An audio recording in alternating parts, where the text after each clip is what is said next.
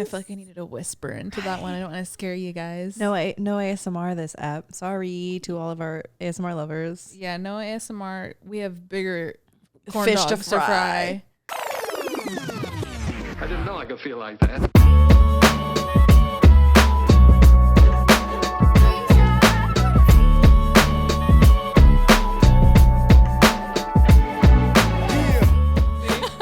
We have corn dogs. Look. These are our snack of the day. We wanted something savory, so we thought, why not a corn dog? That was like immediately where our heads went. And this is about a 2-hour-old corn dog. It's like barely warm anymore. Yeah. Was it in the oven? Yeah, it just has been sitting in the oven for 2 hours with the oven off. Like we baked them or cooked them or whatever, and then now they've just been sitting here. My mouth's watering. Me too. Cheese. Cheers. Cheese. I Cheers. have mayo, mustard, ketchup mixed up, the trifecta sauce, and then Alex has mayo, mustard, no ketchup. Yeah, because fuck ketchup. Kind of chewy. Super chewy. I feel like because it was warm and then it sat there and got like hydrated. It felt good. The flavor. I was like sliding mine up from the bottom, and then that crunchy bit at the bottom when you're done. Recession indicator. For sure. I used to eat these after school. These and fish sticks. Fish sticks with mayo. Yum. Or tartar. I was just doing mayo. Yeah.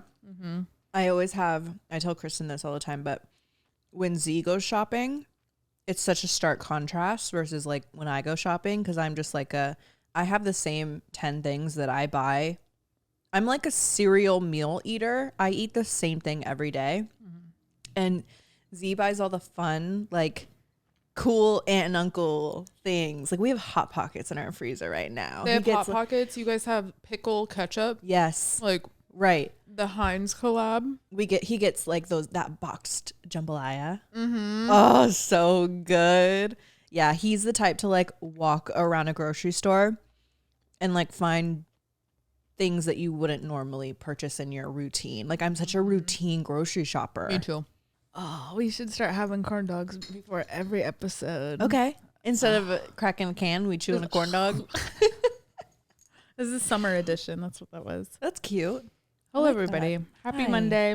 Happy Monday. Thanks for joining us. Whatever you're doing right now, your mental health walk, your ride to school, your ride to work, you know, thanks. I'm glad to be a part of it.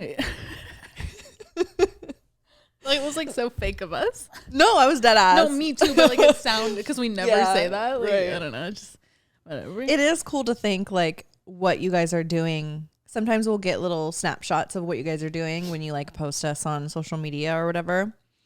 And like, it'll be, we're like on the TV. It's cool to think like what you guys are doing Like when you're cooking listening. dinner or like playing. Like, I feel like a lot of you like have a baby and like the baby's on your lap and we're, Yeah, like, there's in a the lot background. of Oddvice babies. Yeah.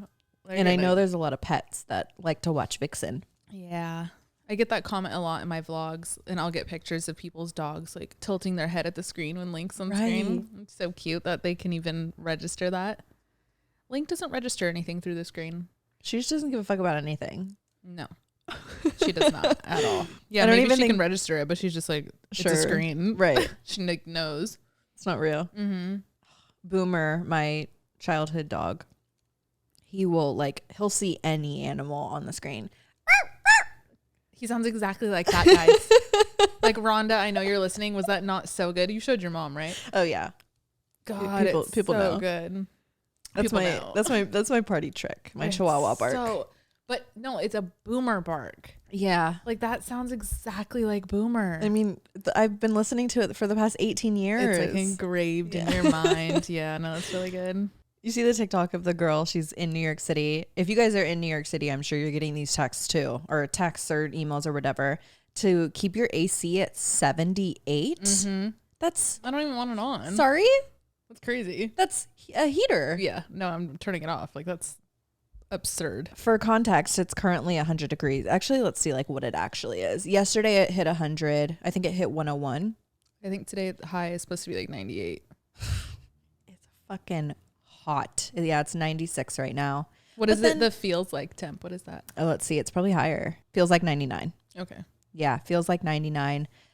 But the fucking nerve and all, I don't know if you saw like that exact TikTok, but all the comments are like, turn off Times Square. Hello? You're asking us to sit in this heat in the middle of a heat wave and not turn off our janky window ACs, first of they're all. not Like even taking up that much. Right. And like, I mean, probably more than half of the residential buildings in New York City aren't even central AC. No.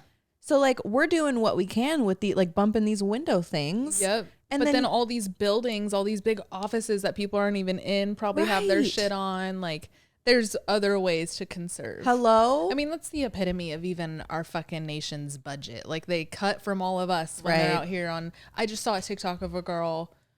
She's like working on a boat and she's filming another yacht across the water. And she's like, guys, like this yacht always comes out here and they always have their garage yacht. Yep, it's I saw that. Another yacht with helicopters, jet skis, like all their like, toys. Yeah. And people in the comments were even like, but I have to use a paper straw. But they're out here dumping all like this fucking Yeah, just you get it. I don't gotta rip that in, but it's like there's other places we could be cutting back if it's so important. Which it is. Turn Times Square off for one day and see what that does to our grid. Nobody cares.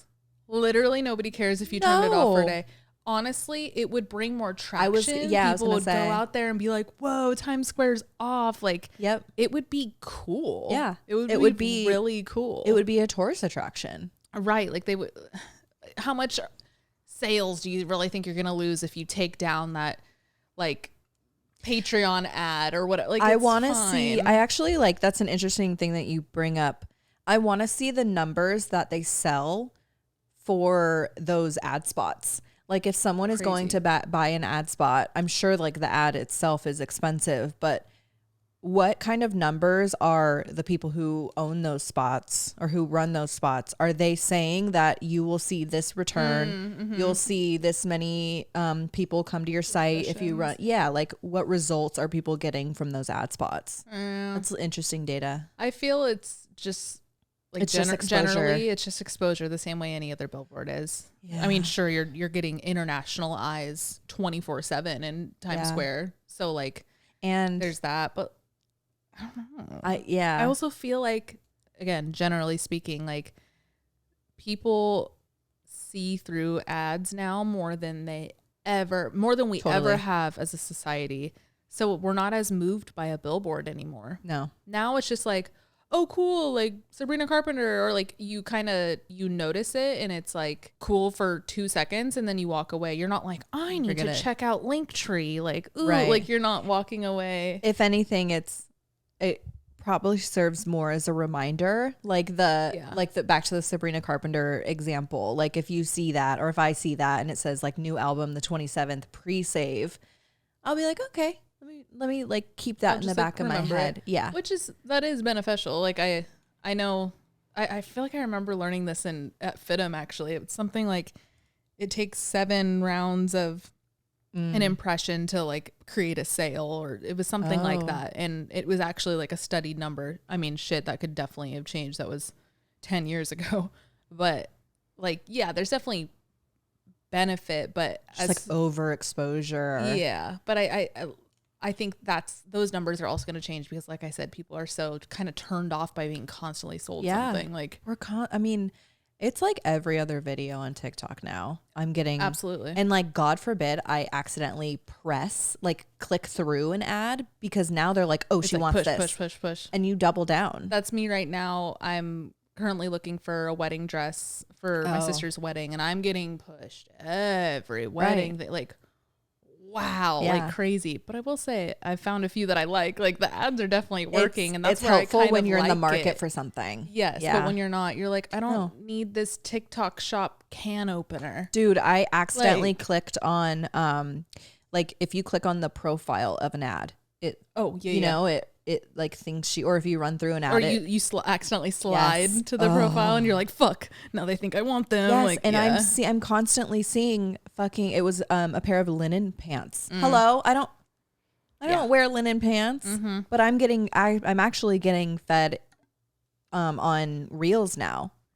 A lot. Linen, yes. Linen pants. Oh, I thought you meant like ads in general. Just in general? Well, yes. But both. like, I feel like Reels have gotten a lot more intense with ads. And I don't know if you noticed this, but like I noticed when you accidentally go to the TikTok shop, they made everything swipeable so that you can't actually swipe back. You're going through. Wait, yeah, you're right. I actually did notice that. Yeah, everything's a scroll now so that like it takes a little extra You're muscle. spending more time. Yeah. That was definitely strategic. 100%. It's crazy. It is crazy. And I feel like we kind of touch on this every once in a while on the podcast, but being somebody who is not only in like the media space, but it is my only income. I have a love-hate because obviously like I'm also out here having ad reads in the middle of my vlogs. I mean, we used to, not anymore. Right. We used to have ad reads even on this podcast. We need to get back on that because bills are looking crazy. Anyway, but like that is why I really do pride myself on only doing ads for shit I actually support, Right. because You're going to say it anyway. yeah. And like, I feel like people are so just exhausted by being constantly read ads that like, if they're going to come to my page, and I know a lot of other creators are like this, like I'm not necessarily like special, but if they're going to come to my page, like at least I want it to be an authentic ad, because all of these other ads that are being shoved in our face and, these, wait, don't scroll, like those type of bites before you like, I don't know. I try to be a middle automatically ground. write you off. Like all these TikTokers who, okay, I got this new lip gloss. Okay. And then the next video, I got this new lip gloss. I got this mascara. And everything is like them. Linked. Yeah. And that's just one example. Like I'm seeing so many of everything that they're using linked. And it's gotten to the point where they're realizing like, oh, I can link anything.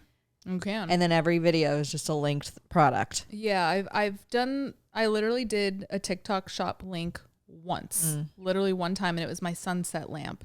Right. Yeah. Because I got it off TikTok shop. So I was like, why not? Like, because they give you permission to use that link if you've like purchased it, whatever. Right. So I was like, I'm going to try it. And like, I even felt like, okay, I don't like this. I don't like this. I don't like this. So I haven't done it since, but I feel you even when I'm scrolling, I'm like, ugh. And there's definitely like no shame to it at all, but it's just when it becomes like you can tell you're only pushing the product To sell for it. to sell it. Yep. It's one thing to be like, oh yeah, I actually use this item, But even that, and like the when- quantity of it. I feel like I see people say it and I could tell they're lying. Yeah. I could just tell. Like Yeah. it's when they say, oh my God, I use this product, but it's still in like its packaging, like stuff like that. I'm like, yeah.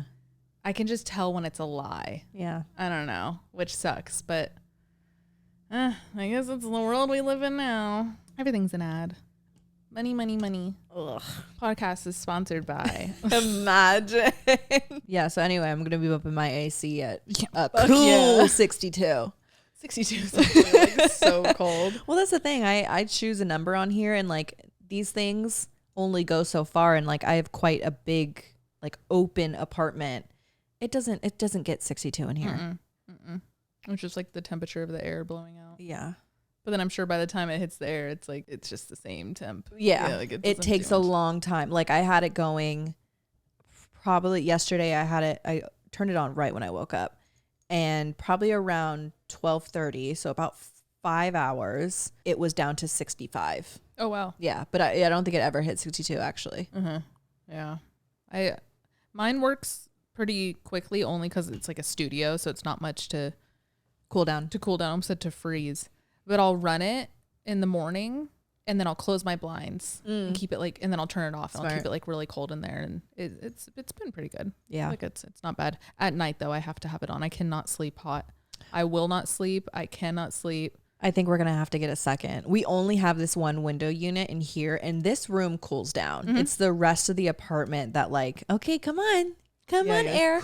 Right. You should put a fan in the doorway and have it like Blast it out there. Like remember we used to do that with With my yours, fan, and then we would we would record at the old apartment, we would put the air on in our rooms and then put the fan by the room, and it would like blow it to Get us. that air. Yeah. Because if we had this on right now, it'd be loud for you guys. Yeah. It's right on my shoulder. Yeah, I am hot though.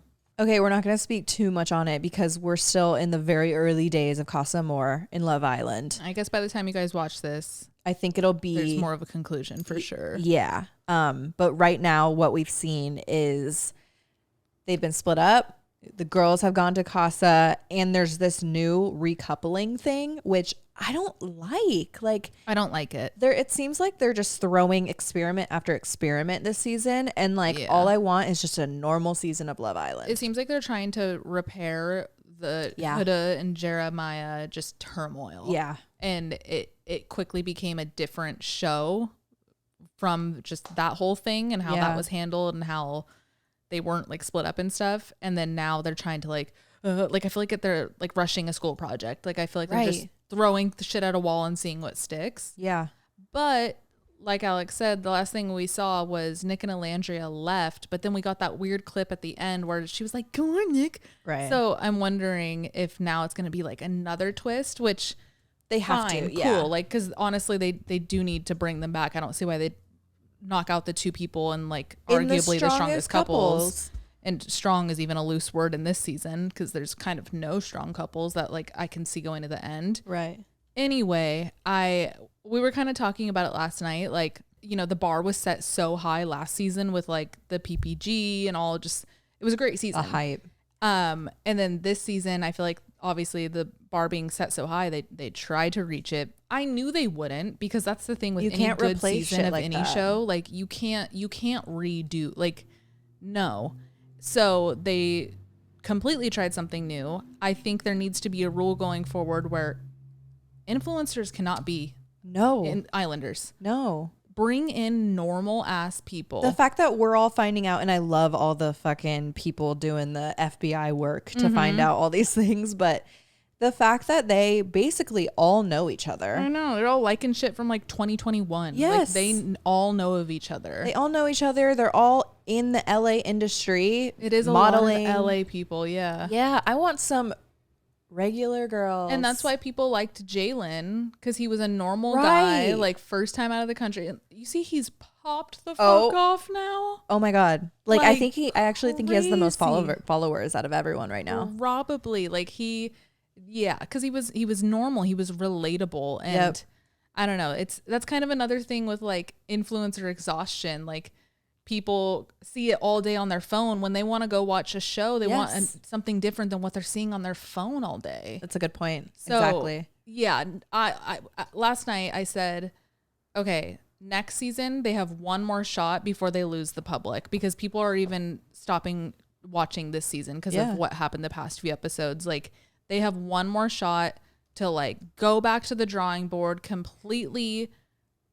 I don't even want to say revamp. I think they need to go back. Yeah. Like, they need to take more inspiration from the UK. That's why UK, I said it last week, but like this year's UK season is, and like it's still crazy. There's still drama. There's still like, I want your girl. I'm turning my head. Like, but it's normal, typical behavior that you've seen every season. But it's like, that's why people like Love Island is because you go back and like, you know, that's why it's been on for so long. But the second you try to switch it up and you're throwing these influencers in there or these people who are already in the LA scene who've watched every season, and it's clear, everything's so clearly strategic between Ace and even Sierra and Nick. Like they know how to stay until the end. It's all strategy. Even TJ, when he was about to leave, he was like, okay, I need to start talking. I don't think he actually likes Vanna. I think he was just like, I just need to stay in the villa because I'm having fun and I'm getting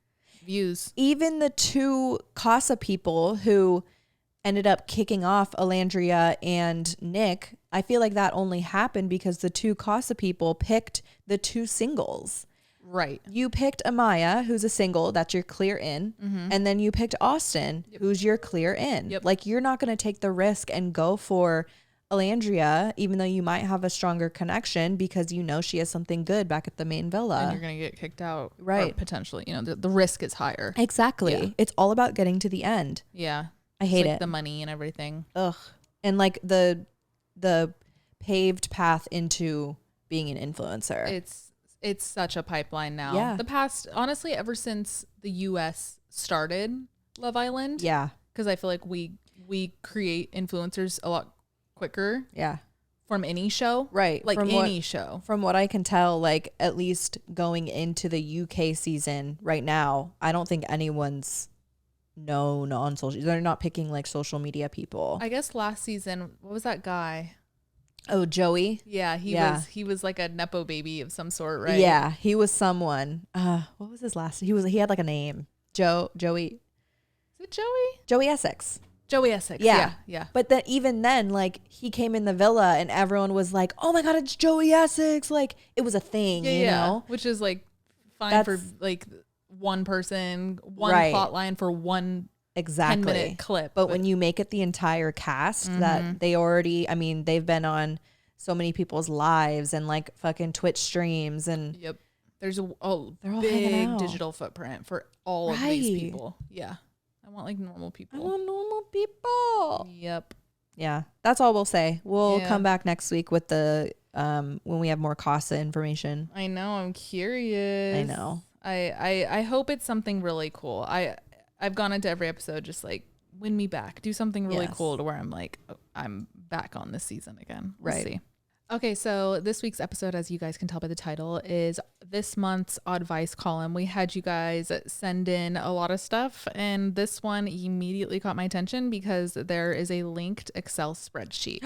Love. So I'm like, what is this going to be? Thank you to everybody who sent something in. Okay, the subject line is Single Girl Dilemma SOS. Hi, cutie patooties. I've had this ongoing dilemma with myself over the past few months regarding dating.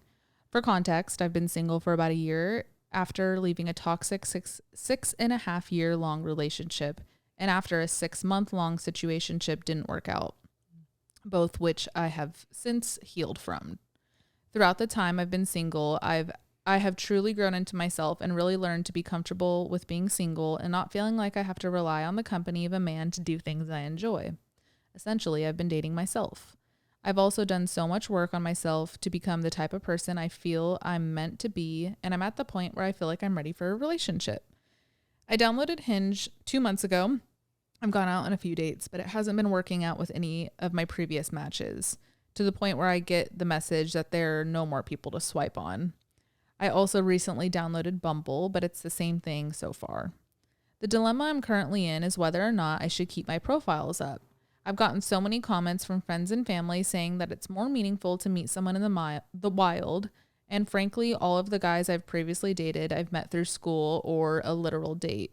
But one, I have a super specific dating qualities I look for in a man, and I think dating apps help facilitate meeting someone who checks off my boxes. 2, I've heard so many stories of people finding their husbands and significant others on dating apps, so that instills a bit of hope in me. I'd greatly appreciate any advice you guys may have to help a sister out. Do I keep my profiles up or just hope I bump into my future husband on the street one day? Or both? By the way, I'm 24 and have been a loyal listener since day one, baby. Wow. Since you're 19. That's crazy. I'll also attach a spreadsheet my best friend made to help me keep track of said standards and qualities I look for. Don't mind the title of it. And the title of it is Denny Dumb Sheet. What's that? Denny? I don't know. Maybe it's like the name of our ex or something. I don't know. Dating expectations, non-negotiables, and indeeds interests. This is cool.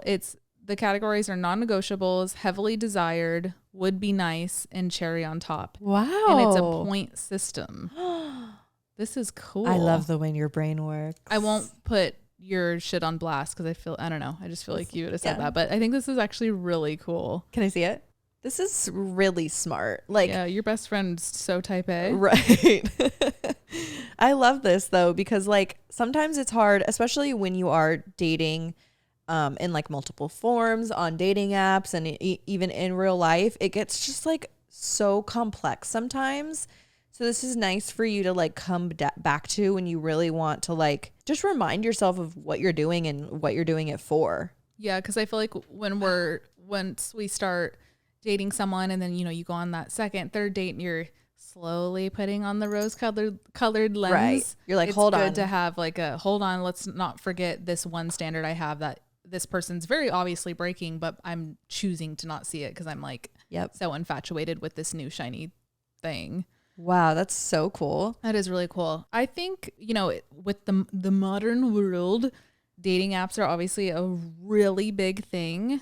You know, you mentioned like, should I take it off or stay on them or both? I think both is fine. I don't think there's anything wrong with that. Yeah.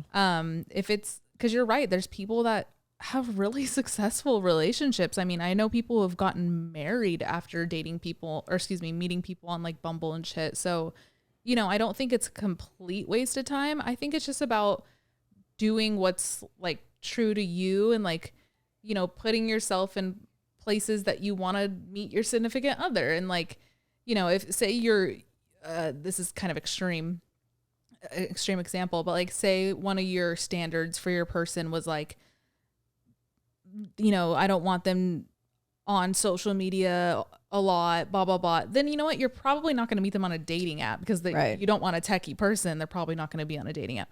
Again, that's kind of like a weird example, but yeah, as long as it's like true to your values, then I don't think there's anything wrong with staying on the apps, but also pursuing things in person. But that does take putting yourself out there. I think a lot of us, the pendulum's swinging, right? Like a lot of us want to go back to meeting people in person. Like I'm so about that too, but that also takes the work of going outside. And that sounds no shit, right? But you know, even you were like, am I just going to run into somebody on the street? Probably not. Right. But maybe will you run into somebody at a yoga class? Maybe. Grocery store? Maybe. Like something that's more of a communal space.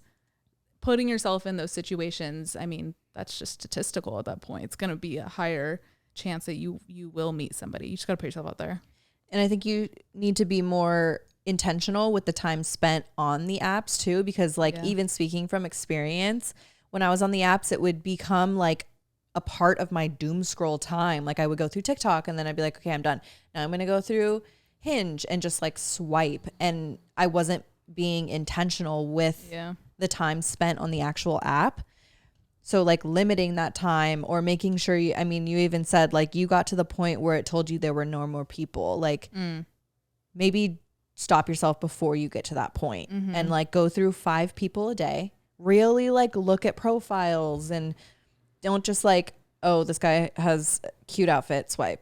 This guy doesn't do his hair nice, swipe. Like, you know, be intentional with the actual people. Give yourself 5 people to look through each day and then on to the next. Like being intentional with that, I feel like could give you a different relationship with dating apps in general. Right. You won't like see it as this pit. Right. It's like social media. Bottomless pit kind of thing.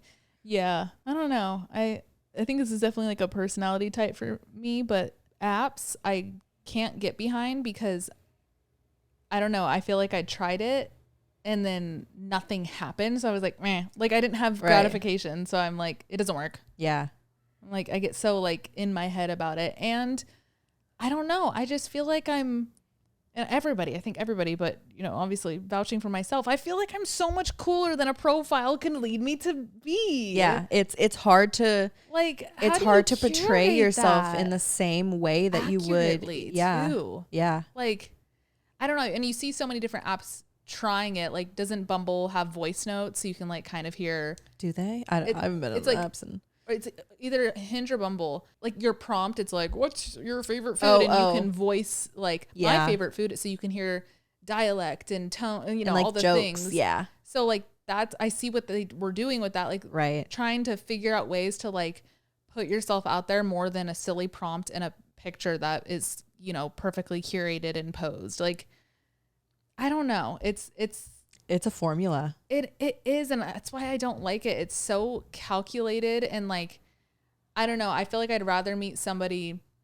organically because, and I've always said this, like with the dating apps or even if someone sets you up on a blind date or like those type of transactions are, you know, they're exactly that. They're transactional and it's like, we're going to go into this being like, okay, do we have to try and like convince ourselves that we like each other because everyone else is kind of setting us up? Or like when you match with somebody on a dating app and you coordinate a date, it's like, okay, now we're going into this because we met on an app because like you had a good ass pic and you have great abs. It's and like, almost like so obvious that it's what you have to talk about. Like, and it's so I just want to crazy get to because know you as like a human. right. And you almost have to like ignore the fact that you met on a dating app. I feel like when I would go on dates from people with dating apps, like the running joke would be, okay, so how are we going to tell people that we met? Right. And, you know, like it's this stigma around meeting people on dating apps. And like you hear these amazing stories of people actually meeting their partners.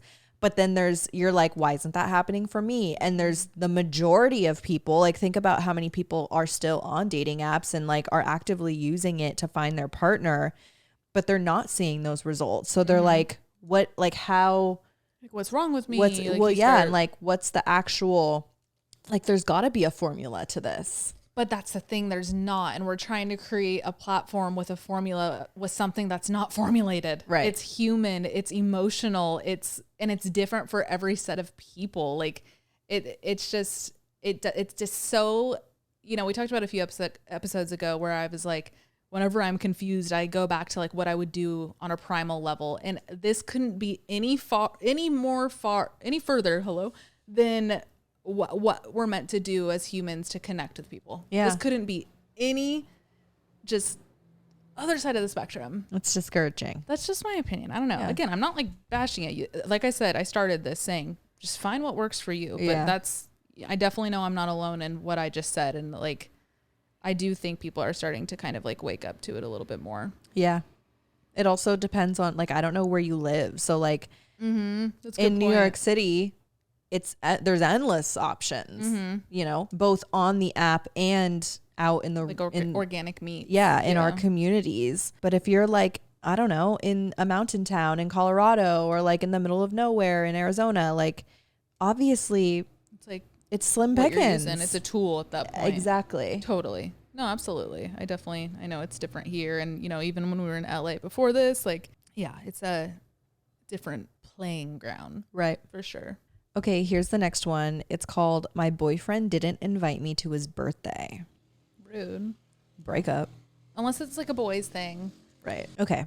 So basically was seeing this guy since the end of February, and we made it official pretty shortly after. Everything was so great until this past month. All of a sudden, he started being really short with me. There were some things I wasn't completely honest with him about, which I thought maybe that's the reason why, but regardless of every time I brought it up, he seemed to be understanding about it and said all was forgiven and it didn't bother him. I want to know what it is. A couple weeks ago, he told me he wanted to go to the arcade for his birthday, which was on June 20th, and that I could plan it. A week later, I checked in with him to start inviting people, but he said to not do that because he actually just wants to have a guy's night. I think he was the type that's not big on celebrating his birthday, but I was still confused as to why the sudden change. And also why he didn't want me there. He just told me he wants to do something with his guy friends and something with me separately. I was super weirded out by this, but asked him if he wanted to do dinner or something together, and his response was just, I don't know. I was pretty checked out at this point, but I had communicated a couple times that I wasn't happy and that every time we hung out felt super distant and we weren't connecting anymore. So I was hoping that maybe once he was aware of that, things would change and he may put in more effort. The day of his birthday comes and I told him happy birthday. I called him later to ask how his day was and what he was up to, and he just said he was picking up some cigarettes. I asked him what his plan was for the night, and again, I just got an I don't know. So I said, okay, well, another friend's birthday was that day too, so I told him I was going to go see her for a bit. The combo felt super awkward for whatever reason. Later on, I ended up meeting up with a good friend of mine that I hadn't seen in a while, and she said she wanted to go to a local bar of ours she hadn't been to in a while. So as we met there, I see his car in the parking lot. I ended up texting him to let him know I didn't realize he was going to be there tonight, but that I am there with the friend. I thought about not going in when I saw his car, but at the same time just thought I'll let him do his thing and I'll just catch up with my friend. He then came over after a bit to say hi and again was just super awkward talking to him. I asked who he was there with and he named 3 people. One guy friend that I was friends with too, who also was the reason we met and got together. Another guy who's his best friend that me and his girlfriend have hung out with multiple times and consider my friends too. And the third, his best girlfriend that I have also met and hung out with and I'm cool with. When I heard that she was there, I was so hurt since his whole reason for me not being there was because he wanted to have a quote guys night. In the heat of the moment, I ended up leaving without saying anything and texting him that his lack of communication is hurtful and that I think I'm done. His response was just, okay. Yeah, fuck this guy. That was honestly all the closure I needed. I felt bad doing it over text and on his birthday, but it just felt like I was some girl he was barely dating when we were actually exclusively together telling each other I love you for the past month or so. Fuck. What is he, 12? I told him, I'm so glad the friend that's a girl made the cut to guys night. And his response was that he told me he was going there for weeks and that she just showed up. Again, it was just the lack of communication and care for my feelings the past couple weeks that moment sent me. I couldn't fathom my significant other not being there for my B-day, let alone not communicating what their plans for the day were. Shit was so weird. I had blocked him for the night just because I felt like I just didn't want to hear what he had to say. Since my feelings had been so dismissed before, I thought that this wouldn't be any different. I unblocked and texted him the next day about dropping off his things, and the day after he did the same but with no text about it. Still haven't heard anything since. I'm absolutely gutted. I really loved this guy and saw a future with him. Part of me thinks he just wasn't being honest with himself or me with how he felt about the mistakes I made, or his depression just got the best of him. Another part of me wonders if he went back to his ex of 9 years before he met me and cheated. Oh, so he cheated on his ex with you. Got it. Okay. I hope it's just the first, but I don't know. The switch up was just so crazy for me to comprehend. For context too, I've never been in a relationship past a month, let alone told anyone I loved them. I did hook up with him the first night we met. I think my biggest takeaway from this is to not give it away so quickly. Part of me thinks if I had waited longer, he would have seen my value more. Anyway, love you guys so much and would love to hear your thoughts if this makes it on the pod. XOXO. Anonymous? You don't say anonymous, so I'm going to leave it anonymous, but it says you've been a quiet fan since day one.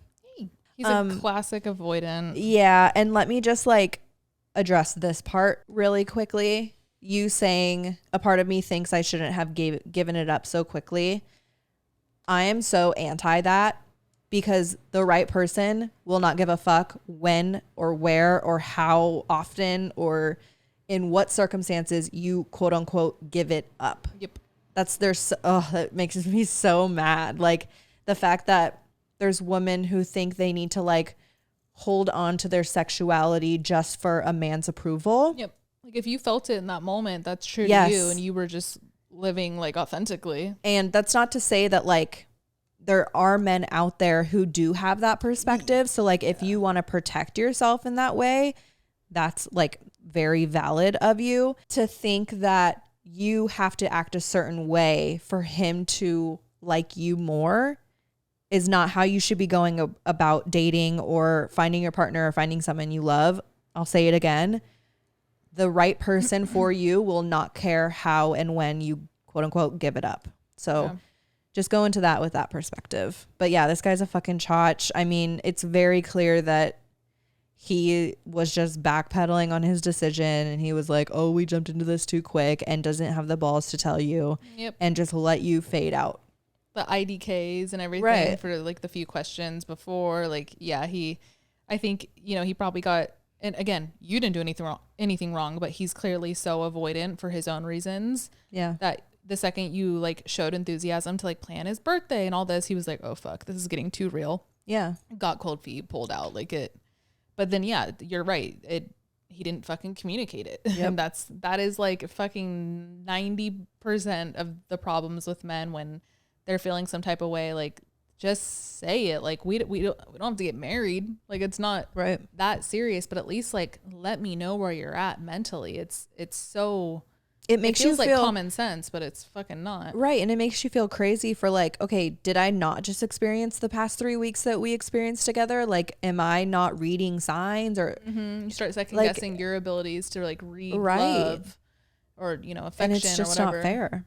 No, it's, you know, I'd be curious to hear how he courted you in the beginning. He was probably super lovely. He probably loved bomb the shit out of you. Like, it's so textbook, and I hate just writing off all men like that. But when shit like this happens time and time again, we get hundreds on hundreds of entries about the same man, Yes. all over the map. I'm just like, it's just so common. Come on, like, yeah, it's fucking shitty. I'm sorry. But yeah, you dodged a fucking bullet. That's your closure. Like, he, without saying anything, he said everything, and take that for what it is. Like, that is the clearest message you will ever get from a man, is nothing at all.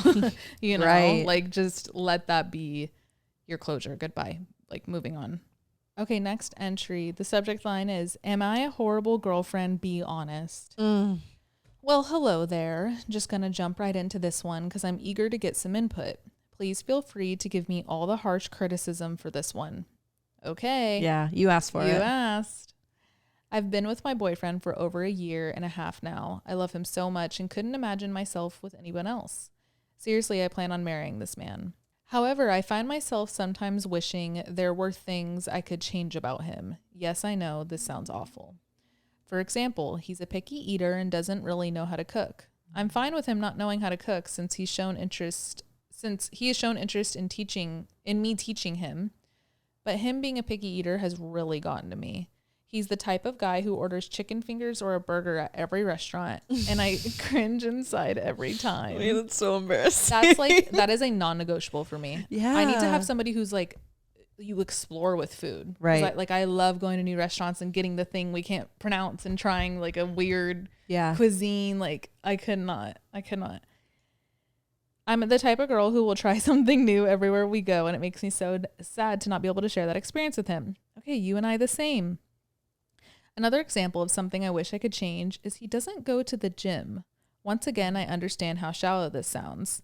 I'm very active in the gym and try to become the strongest and best version of myself, and I would like my partner to share a similar mindset.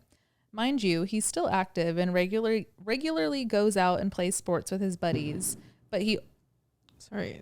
Did you guys... I don't know if that picked up on the mic. Explosion outside. Is anybody else hearing these explosions all around Bushwick lately? It's fireworks. But it started a month ago. I get them near me all the time, and I'm like... They weren't practicing fireworks a month ago. Yeah, that's weird. And even right now, like 4th of July is over a week. Like, right? I don't know. I heard him very clear the other night, and they were fireworks. Like, yeah. I'm just a month. I was talking about the dog park the other day. Like, what could that be? Yeah. I don't like that. Anyway. Okay, going back a little bit. Mind you, he's still active and regularly goes out and plays sports with his buddies, but he always expresses how he wishes he had more muscle. Whenever I suggest he starts weightlifting, he becomes super defensive. I even suggested him coming along with me for one of my workout sessions because I know it could be daunting to go to the gym for the first time by yourself. And he hits me with the, yeah, we'll see, or maybe one day, and it drives me crazy. I partly think he's a little insecure about being a beginner in the gym when most men his age have been regulars since high school. I know these are silly things I want to change, and there are no means deal breakers. Okay. But I just wanted some general advice on whether it's okay to want to change some of your partner's habits, or does that make me a shallow, horrible girlfriend? Thanks for any advice you have to give. Please keep anonymous. So I see both sides of this loud and clearly. You know, I don't think you're shallow because it does kind of seem like it's coming from a place of encouragement. Yeah. However, for your motive to just be to change him is a race that you will never win, and you should never even want to win. I think there's ways to like encourage in relationships, but when you're like harping on something that he simply just doesn't want to do naturally, that's where it's like it's control versus like you know, and you used a good example, like going to the gym together, whatever. But you know, he said, yeah, we'll see. Leave it there then. You know, you put out the branch, he'll grab if he wants. I don't know. I feel like it can create like resentment and whatnot if you're trying to like facilitate his habits too much. That gets annoying for anybody, you know? And for you to say that these two things aren't deal breakers, like I see what you're saying and like I can get behind that, but I think if you like zoom out a little bit and you look at these two scenarios where you want him to be open to things, maybe that is a deal breaker for you, where he's not like, you want to open up a world for him, right? Like you want to be able to teach your partner things. You want to be able to show someone something. Mm-hmm. Maybe that's your deal breaker. Yes. If you want someone who you want to grow with, it's different. Like, and this is something that's totally like a preference, which is okay. If you want someone who's willing to grow with you, I think that needs to be addressed, because that more so is your deal breaker, not just these like two little examples. Because Kristen's right. These are two things where like, these are what make him, like these are habits of him. And if he's not willing to budge on those, fine. Like he's allowed. He's allowed. That's who he is. But again, if you want someone who wants to open up their mind to other things and like wants to find a partner who shows them a different universe than in like food or whatever, then maybe that's the kind of partner you should be looking for. Does that make sense? Absolutely. I even had that thought as I'm reading it. I'm like, I think these actually are deal breakers for you, but I understand, like, and I don't mean to put you down in that way, but I think it's not the actual like there's an umbrella. There's an umbrella. Yeah. It's just the fact that he's not willing to like, not willing. It's hard. It's like just not sticky. Naturally. Yeah. It's just two not, different people. Right. One's not right or wrong or XZ. Like it's not that. It's just a difference in this case, life habits. Yeah. And that's a very valid standard for you to have. I mean, honestly, the two things you named here are actually non-negotiables for me. Like I need somebody who's active, because I'm the same as you. Like I like to, you know, push my body's limits, and like I love even just like slightly biohacking is a big word. I would never consider myself like down that side of the spectrum, but I do love like researching holistic ways to better my body and my mind, and like it's a passion for me. I truly seek like or feel enjoyment through it. And if I had somebody who was on the other side of that, that's like, I don't give a fuck. Like I don't think we would have like a solid relationship, because it's a disconnect. Oranges and apples. So yeah, I don't think you're shallow, but I think maybe revisit what how your you guys actual have been growing are in the relationship. Like maybe you're just growing apart, which also fucking happens, dude. Nothing wrong with that. Yeah. But yeah, I don't think you need to like water down your standards for any reason. Mm-mm. Okay, here's the next entry. Hi guys, I love listening to you guys and have been watching Kristen since she got Link. Oh baby. Oh dang, wait. 8 years. 8 years. You guys have been extremely helpful while I've been dealing with my breakup. I'm sorry if this is long, but there's multiple layers and history to this story. So let's dive in. Backstory. Oh wait, sorry, I didn't say the title. The title is Fighting for Cat Custody with My Ex. Okay, backstory. My ex and I have been together for almost 4 years. We broke up in May of 2024. He was my first boyfriend and my first for everything. Throughout our relationship, he struggled with a porn addiction, and that put a strain on our relationship. I come from a family of addicts, so I thought I could help him. I saw it as an addiction. He went to SA and was really trying to get help. He cheated on me one time with a girl from work, but I decided to try and make it work. Besides the cheating and addiction, we had the best relationship. We were best friends and had great teamwork and communication. After 2 years of trying to make it work, I couldn't trust him anymore, so I decided to break up with him. I'm a huge animal lover. When we first started dating, I had my own dog, Bash. Oh, I have a Bash too. I think he would be a perfect boyfriend for Link. She already has a Bash. She loves a Bash. He decided to get a cat. He never had a good reputation with previous pets, but he had me show him how to be a good pet owner. We moved in and decided to get another cat. So in total, we had 1 dog and 2 cats, 1 black and 1 orange. When we broke up a year ago, I kept the cats and dog.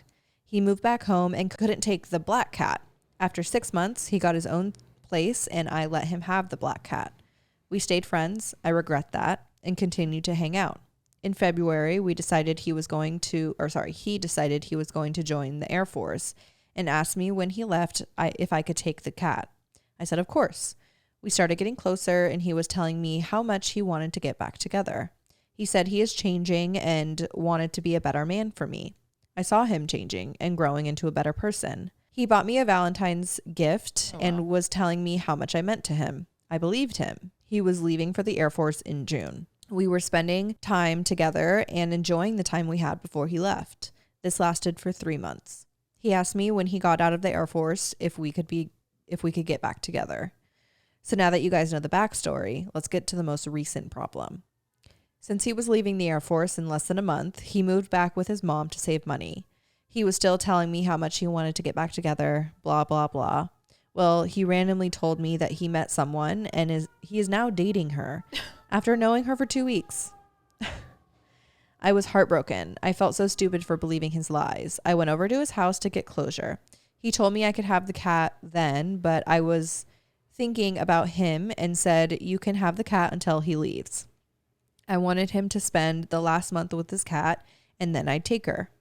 Well, I found out he moved in with his new girlfriend and left the cat with his mom. Oh my God. Like, at least tell me. Right. I still keep in touch with his brother who lives there. The brother told me that the cat cries every night. She was wandering around the house looking for me or my ex. It broke my heart that he left the cat alone. His family are not pet people. So I reached out and asked if I could have the cat early. At first, he said no, but then changed his mind. I didn't want to see him, so I asked if I could meet his brother to get the cat.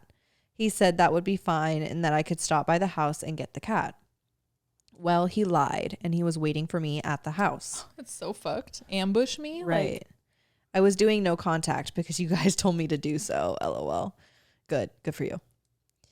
He tricked me into seeing him. I told him I didn't want to see him and he said he wanted to see me because he wanted to tell me that I could have the cat forever. I said thank you and I would take care of her. At the end of seeing him, he asked, since I gave you the cat, can I borrow your Switch? this guy sucks. Who the fuck is this guy?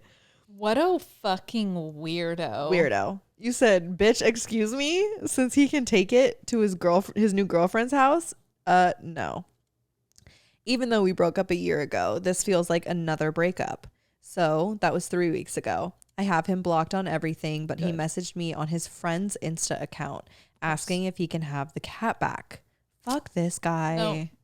Done. He said he misses her so much and that he's not going to the Air Force for another year. I don't want to give him the cat back. I called him out for his shitty behavior leaving his cat at his mom's. He owned up to it and said he misses her and thinks about her every day. I don't trust him. I know he leaves the cat, but she's too traumatized. Oh, sorry. I know he loves the cat, but she's too traumatized. She loves it at my house. She plays outside. She plays with the orange cat. She's never alone. I told him he needs to think about the cat, not himself. My ex has put me through a lot of shit, and this is the final straw that keeps us from still communicating with each other. I still want to be done with him. It would break my heart if I had to give her back. I'm not giving the cat back, but how do I not feel bad for keeping the cat? I'm a very empathetic person, and after everything my ex has done to me, I always forgive him. I would appreciate any advice. Thank you guys for the advice. I love you guys, and I can't thank you enough for helping me through this long ass breakup. I attached pictures of my sweet pets. Bash, he's 6 years old. The black cat is named Venom, but her nickname is Vinny. That's cool, Venom. Yeah. And Lil Mama, 4 years old, the orange cat, is named Mars. She's 3. Oh, look at them. They're so fucking cute. Oh, she's so much happier. Like, she's literally saying it with her eyes. Yeah. She said, hi, Mom. I did look at Bash. Bash is the so cute, coolest looking dog I've ever seen. He looks like a wolf. Wow.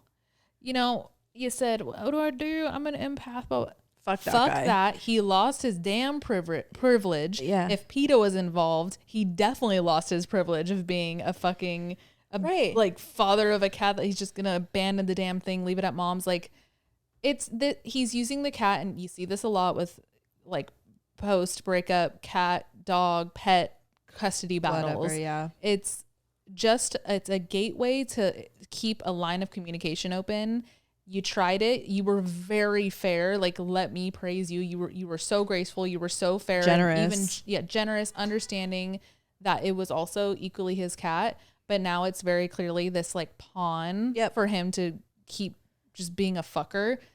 And to like just let it go. To hear he's not going to the Air Force for another year. He wants the cat now. Like, bro's just playing house with his new girlfriend. Yeah. No. He moved in with someone. I bet you anything she's the reason why he's not going into the Air Force. And he just wants to play house and have a cat with his new fucking relationship. Yep. I'm sure that's what it is. Just you said you're an empath. Just channel that energy to your cat. Right. And and just like think about her circumstances. Like, you're right. She's with her family. Like, yeah. Cats are bonded. So like your Vinny and Mars, you don't want to break them up. No. God no. God no. It's just time to ignore him, to Yeah. be honest. I know Literally that sounds so cut it harsh, off. but like he's fine. He clearly was fine enough to leave the cat in the first place. Like, he's fine. Can I borrow your Switch? So I would have been like, and walked away. You like, fucking idiot. You're a fucking sixth grader. You Like, fucking idiot. you are a bitch. Yeah, fuck that. Wow. What a nerd. Okay, next entry. It says friend or child predator. Oh, okay. Uh-oh. If this isn't clear. I don't like this. Okay. Hi, ladies. I've been watching your podcast now for a few years and absolutely love you both. You feel like old friends. I'm just sitting at home having a chat with, so I would like your input on this topic since I think you two might be able to give me a different point of view. Oh. I would like to be kept anonymous. I have a friend who at the moment is dating a girl who just graduated high school and turned 18 just a few weeks ago. Okay. He is in his mid-20s and just recently bought his first home. No. It concerns me because he works for the school that she went to as a maintenance man / janitor. Nope. And I know they were talking before she even graduated. I and a few other friends have talked to him and told him our problems with it. However, they are only growing closer, especially now that she turned 18. He lets her drive his car, and they even have been seen in photos laying in his bed together. I love him as a friend, and I don't want to lose him or any other of my friends over this. I feel like then I would just have to have, it would just be everyone choosing sides, which could also have me losing some friends. However, being around him now makes me feel awkward and icky because I know what he's doing is wrong. I feel like I've spoken my piece to him, and since we have had the same friend group of friends for the last 10 years and hang out almost every weekend, I would hate to cause a rift in our group. What would you do? So your concern of losing friends in fear that they are going to take his side, you should actually you should do that so those friends get out of your life, because God forbid when and if you have children or a fucking niece and nephew or a little cousin that comes around, they're on some weird shit. I don't know. It's worth the loss. I'm totally jumping to conclusions here, but like for him to work at the school and have scouted out somebody to pry on right when they turn 18, like it's weird behavior and it's not okay. And if you lose friends over this, God bless you, because you don't want to be their friends in the first place. This is very weird. I mean, the number age gap that's an obvious thing here, but like he just bought his first house. Like they're in such different, I don't even need to say this, but like just speaking out loud, they're in such different times of their lives. Like, what are She's you a talking teenager. about? What are you relating on? Like what? I will never understand it. And it's honestly, I don't want to understand it. I don't want my brain to ever wrap around it and try and understand it, because it's inappropriate behavior to say the least. And I think all your emotions are valid. I would definitely, like you said, you say your piece, whatever, and maybe you don't pull up if he's there. Like, protect your peace. That it doesn't make you a bad friend. It doesn't make you inconsiderate or rude or anything. It's, you just don't support that type of behavior. I get it. I mean, I'm glad to say I've never been in this situation as far as like anybody I know dating that young that I can think of off the top of my head right now. But there have been other behaviors that friends of mine have, shown, and I choose to like not pull up to that party or like not to engage in that group chat or whatever, it may be. And I think that's just a part of adult friendships too, where like we do start moving in our own ways. And if you're not aligned anymore, like don't force it either. Like that makes it inauthentic for you to be like forcing this friendship that you like don't even support what they're doing on like a morale level. Like, for you to even question it tells you something's up. I bet you he says she's mature for her age. Bet. She's mature for her age. Like, we just have an unspoken connection. Like, no, you're grooming her. You have a fetish. Yeah. And you like that she looks young. And she's at an age where she'll probably do things to make herself look mature for you. And like on her end, I know she's like, oh, this is sick. Like, I'm dating this older guy. Like, no, it's weird. It's weird. When I was a freshman, I dated a senior and I thought it was the coolest thing in the world. And I look back on it a lot and I wince at myself. I don't judge myself because, of course, it's all relative to where my head was at that age. But like, he couldn't come to a dance because he was 18. Yeah. Like, I don't know. It's fucking weird. It's weird. It's very weird. Ugh. Okay, here's the next entry. It's called I Lost My Best Friend to My Sister. Hi, girls. I just want to start by saying I love you guys so much. You really are the big sisters of the internet. Yeah. This whole situation has got me feeling a little crazy, and honestly, I feel like I could really use an outside input to see if this really is as weird as I and other people around me think. Please keep anonymous. For a little bit of background, here are the people involved. I, a 20-year-old female, my boyfriend, Chad, my sister, 28-year-old female, Emily, Emily's boyfriend, Ethan, my best friend, 20-year-old female, Courtney, and her boyfriend, Matthew. Okay, so three couples. Okay. Courtney and I have been friends since 2019. Grade 8, we honestly clicked immediately once we got to know each other and became inseparable since. Courtney and I spent a lot of time with Emily at her house, and when I brought Courtney along for our family holidays, but they had your typical best friend sibling type of friendship. Getting to the story now, Chad and I moved to Bolito last year for our gap year. Where's Bolito? I don't know. I can look. Thanks. You have any guesses? Spain? Yeah. I'm going to say I guess Spain feels right. I don't know. Portugal? I'm going to say Spain too. Okay. How do you spell it? Ballito. South Africa. Okay. There we go. Okay, Chad and I moved to Bolito last year for our gap year, and it was amazing, but this is where everything started to get a little bit all over the place. It started with Courtney inviting Emily to her birthday, which is in April, and I encouraged it. Emily thought it might be weird because I wasn't going to be there, but I thought it was a good idea and didn't think anything of it. From here, they started seeing each other a little bit more often, but again, I didn't think anything of it.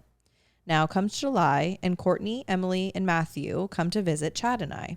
This is where I started to notice the change. They were doing things without me, speaking about things I didn't know about, and all in all, I felt like a third wheel to their friendship.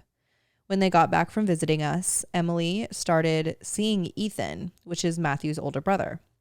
So naturally, Courtney and Emily start seeing each other a lot more. This carries on for the rest of the year. Keep in mind, I had spoken to them about how this made me feel a little bit weird more than once, and nothing changed. They went for massages together, were with each other every week, and it basically became the new friend group. Moving on to this year, I've moved back home and thought maybe it'll be better now that I'm here, but it's not. Courtney and I barely speak. She's constantly messaging my sister. They make plans together, and I'm often not included, or I get secondhand invites from Emily when Courtney's doing something. She doesn't message me herself. I've expressed my feelings about this multiple times now at this point, but I know it's not going to change anything, especially because they are dating brothers. But I'm so hung up on this situation and it hurts, but I don't want to feel this way when I know that they know how I feel and just don't care at this point. Saying that they want me to try to be involved with them. They want me to. She was my fucking best friend and she's chosen my sister. I don't know. Am I jealous or is it valid that I feel this way? How can I get over this and not let it affect me so much? I'm sorry this is so long and all over the place. I'm not sure what you could use this in, but I'd really appreciate some advice. Love you guys. I definitely think you're valid in all of the things that you're feeling. It's probably really weird. Like I kept thinking, how would this be if it were me and Monica? Because it's, I mean, that's where my head was too. 9th grade, like you guys built that friendship, and for it to kind of be like dissipated to nothing just because they've gotten closer. And it's not like I feel like my advice would be different if you were still living, like it would be a long distance friendship, right? But like the fact that you moved back and you were like, rightfully so, expecting it to kind of go back to normal, but it didn't, and it's almost like in your face even more. Yeah, I just want to validate you that you're not crazy. No. It is definitely a very weird situation, and you are so normal for feeling the things that you're feeling. Yeah, to put a label on it, it's probably a little bit of jealousy. Like you just want your friendship back, especially since it's with your sister, who I'm like, Kristen can speak on this more, but like I'm sure you already have that like competition aspect, like my friends are my friends territory. Yeah, I don't know though, like, and especially since you've already talked to both of them about it and they know how you feel about this, it's even more weird that they're like still doing anything. Yeah, I think it's a lot of things, but the two things that stood out to me were just the natural progression of this dynamic when you moved. That was kind of bound to happen. Like that happens when anybody moves away. Like Bree moved to Oregon for a few years and we were all in LA, and naturally, you know, once geographics come into play, it's a little bit harder to just like say, hey, do you want to come to lunch tomorrow? Like obviously. So that happened in my head pretty organically, going off what you wrote in. But then coming back and expressing how it makes you feel, and still no effort to invite you, even like once in a blue moon would be better than nothing. Right. Is a blatant just sign of like, I wanna use the word disrespect, but that feels a little intense.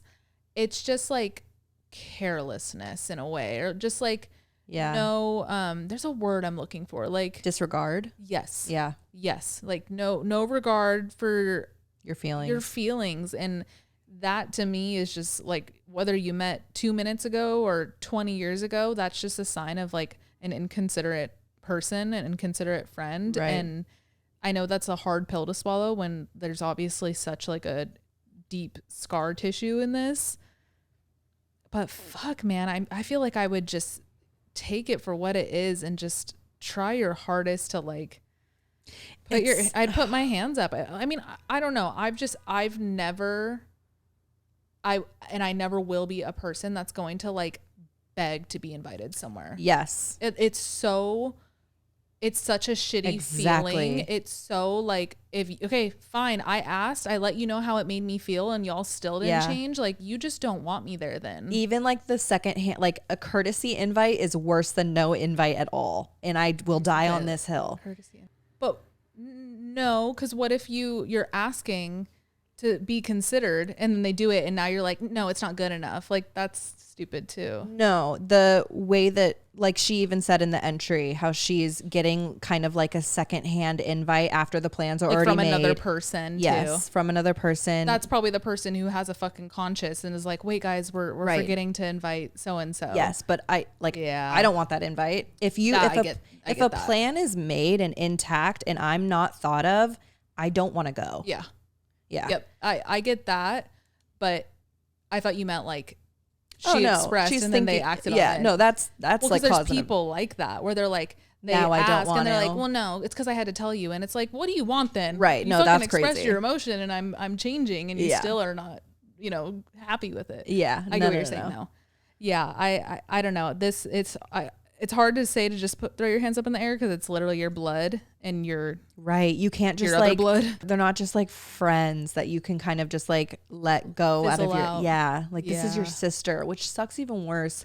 I'm wondering if, and it sounds like you've had conversations with both of them, but like I want to know what kind of conversation you had specifically with your sister, because like that's kind of a different take. Like, how would you feel if Monica like it would be such a different conversation. Like, I'd be like, okay, I'm taking Alex out of this, Monica. Like, what the fuck is up with us? Right. Like exactly. We're blood. Like that would be kind of the conversation I would have with my sister versus like the friend.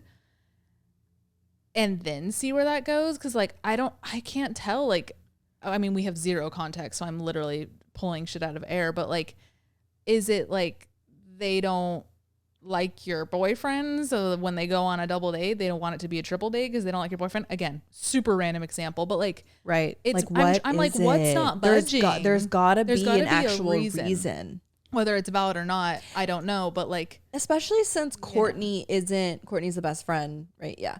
Okay. Especially since Courtney like isn't even talking to you anymore. Like, did something happen? Yeah.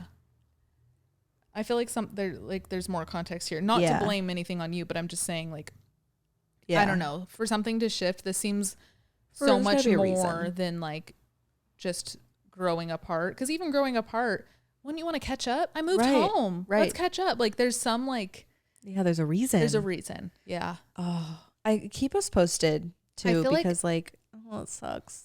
I know. I feel like this happens.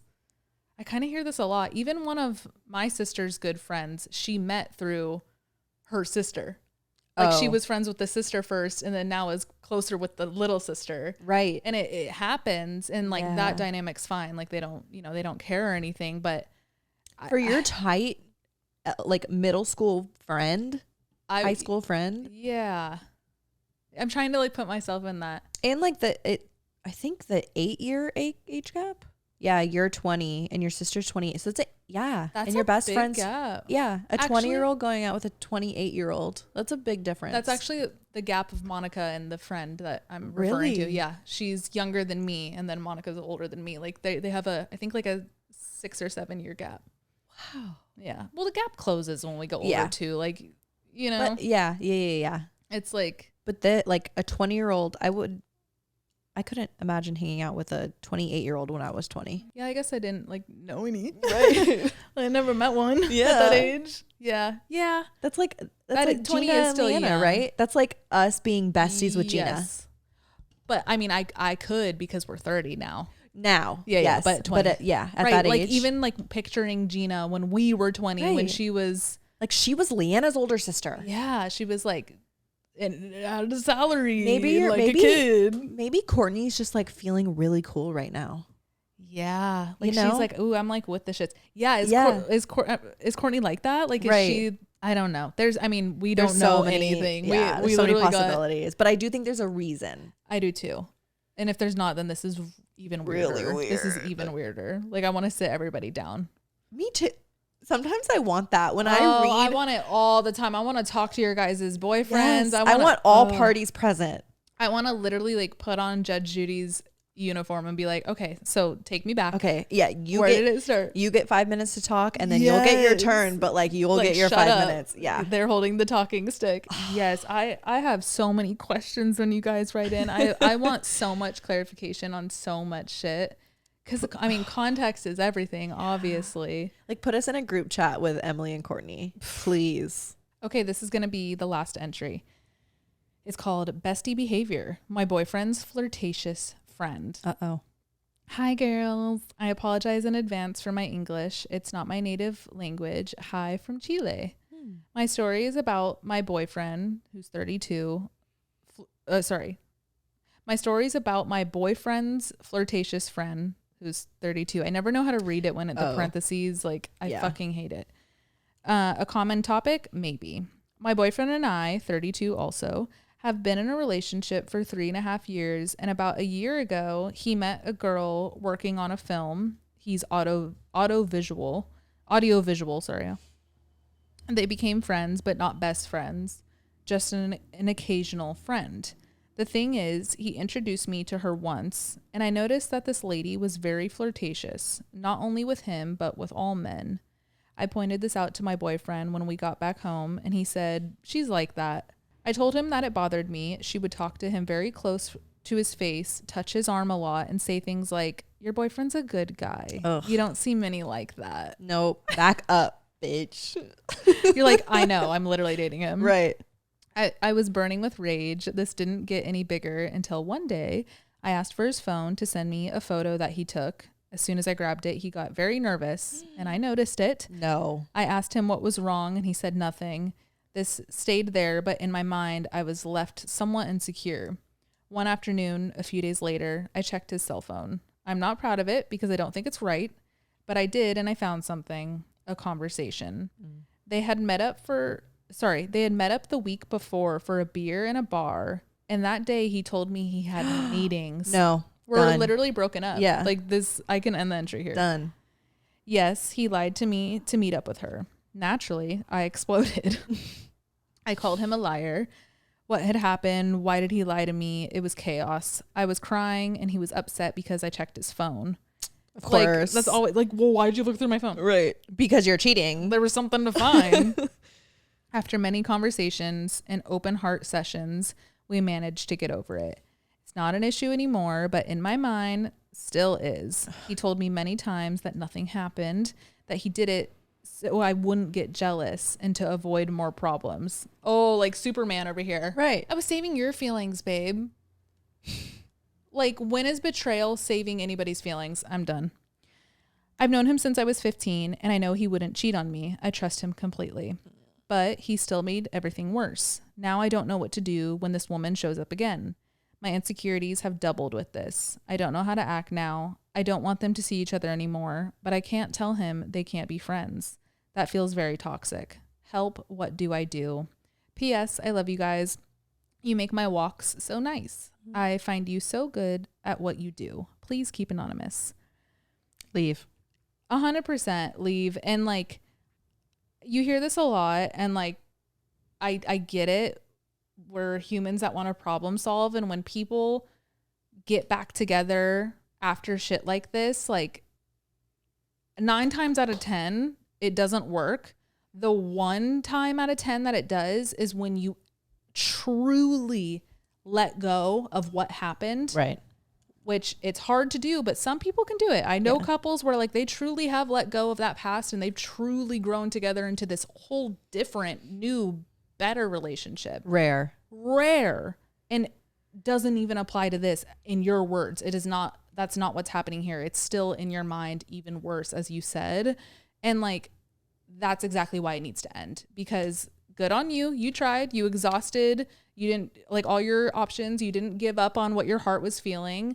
But now it's time to like stop leading with your heart and start protecting your heart. Like, I get trying again because you're like, oh, but I really like love this person. I've been there since we're 15. But then now it's turning into something that's like eating at you and eating at your idea of love and eating at your emotions every day, and building this like conversation within your mind where you're like, well, I don't want them to be friends, but I can't tell them to not be friends. Because you're right. You can't tell anybody to not be friends with somebody. That's extremely toxic, like you said. Right. But the fact that you're there where you feel like that's the only option, it's time to leave. Yeah. I'm sorry, but it is just time to break up. That's literally all I have to say. It's so disappointing. Oh, it's 444. That means you have to break up. Yeah. Perfect. Angels are saying it. No, literally, they were like, yes, tell her. Yeah. Tell her. Literally.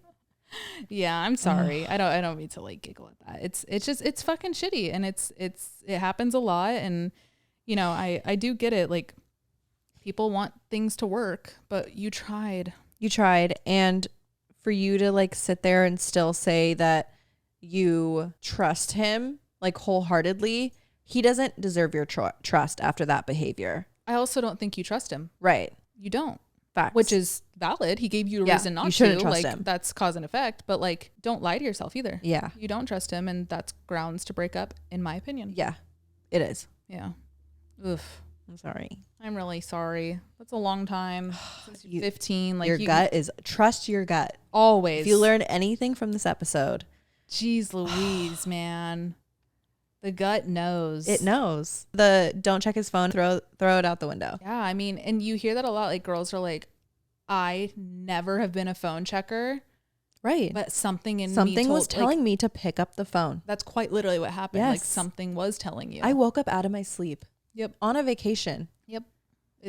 I get it. Well, yeah. I didn't check a phone, but still, I woke up out of a sleep. Like your body tells you when it's like, okay, ding, ding, ding, like something's happening. Honor that. Yeah.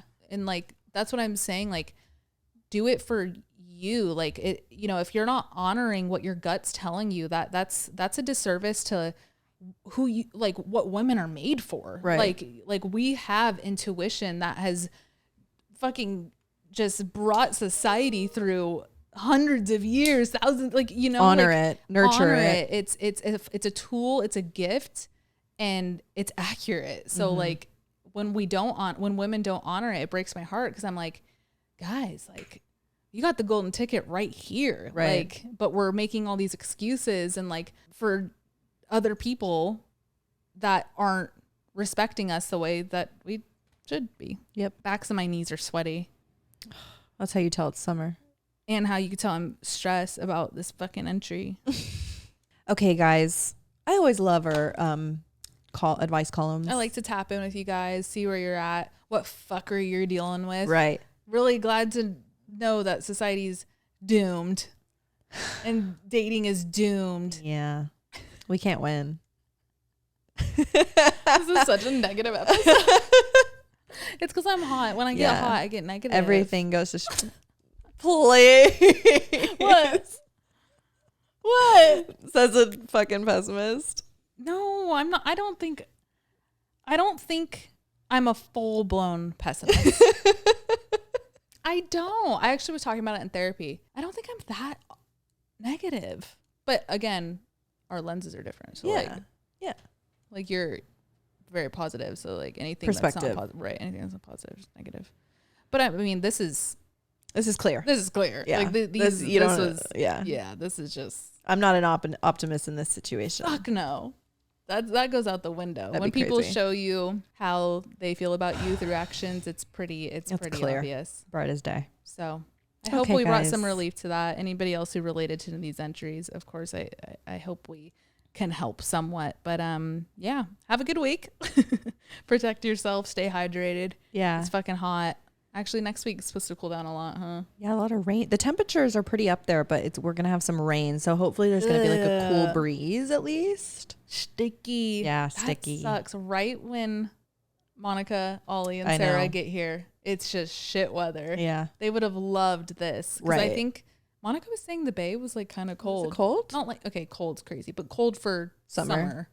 So she was like, we're just excited for warm weather. And I sent her a screenshot and I was like, it's warm. Hopefully it's like, doing that thing on the maps where it rains for like 20 minutes. Yeah. And then it kind of like goes away. Yeah.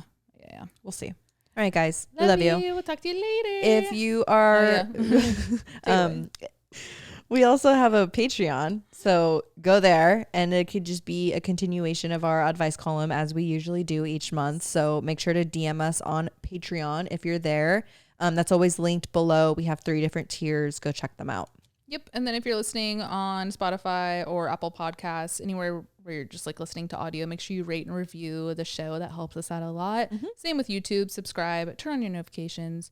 Comment stuff. I don't know. Comment down below. Comment down below your least favorite color. What's your least favorite color? It used to be blue, but I kind of like blue now, and that's on growth. Mine's mauve. Like a dusty, Same. desaturated like pink undertone mauve. Like the bridesmaid color of the year in like 2017. Like that mauve that everybody, Dusty Rose, like Ew. Same. I think that might be mine too. Or like a turquoise. I was gonna say that. Wait, like I knew you were gonna say that too. Cause same. Yeah. Like Ew. like the Imagine turquoise, a room, those 2 colors. No, some person listening, literally their childhood bedroom is those 2 colors. I think those 2 colors plus like a coral, they sit in the same like category. yeah. They're so like and mauve. spunky. So that girl gets either turquoise or what was the other color you said? Mauve? No.